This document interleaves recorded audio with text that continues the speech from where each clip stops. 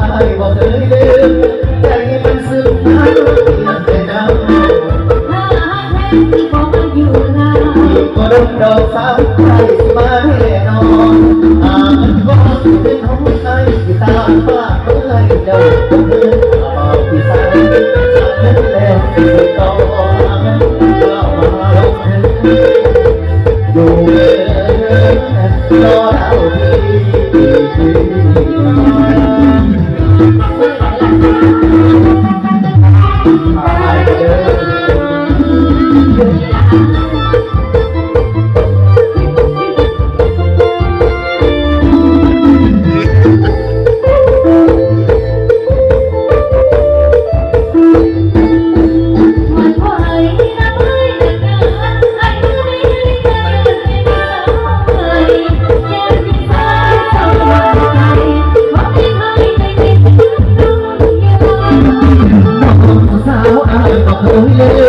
ใจมันซึมหาเพียงแต่เจ้า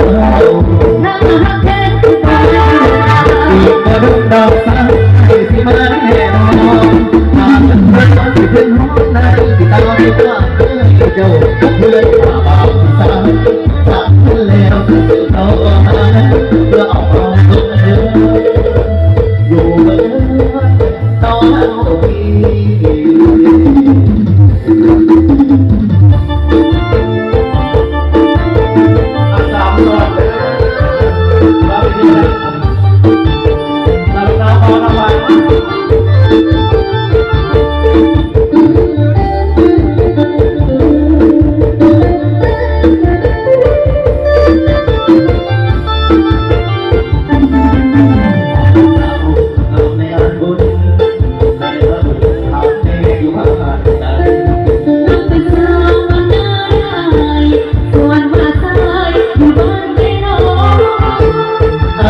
อยู่บ้านนาว่าคุณนำทางไปพบโมโลจะแม่มาแม่น้องมีแก้วบอกสาวบ้านบากน้ำน้องพี่โสดจริงๆแต่ใจยังบอกเล่ามามาแต่เห็นส่วนเห็นตาภูเขาจนบ่มีผู้เบามากินข้าวแดงก็ได้นอนเอาแห้งเห็นสวยมีอารมณ์ใจตาหัวหน้าหัวตาสูตรอีลีไอ้นี่ขอสามเป็นแฟน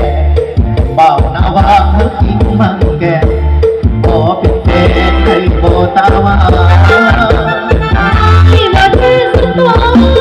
กระเทยนั้นให้โลกโสดมานานเลิกจากบุญสิไปหาอยู่บ้านเกิดสาวว่าสิขอแม่ไปยามอยู่บ้านนาว่าจะน้องน้ำเสือมันบางนา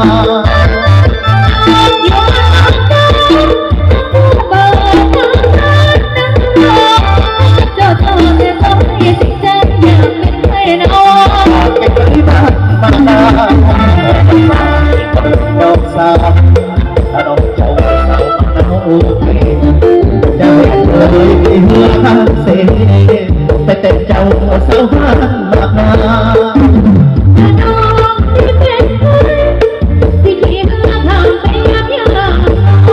เบาหน้าบ้านสาวบ้านบางนาเพราะเห็น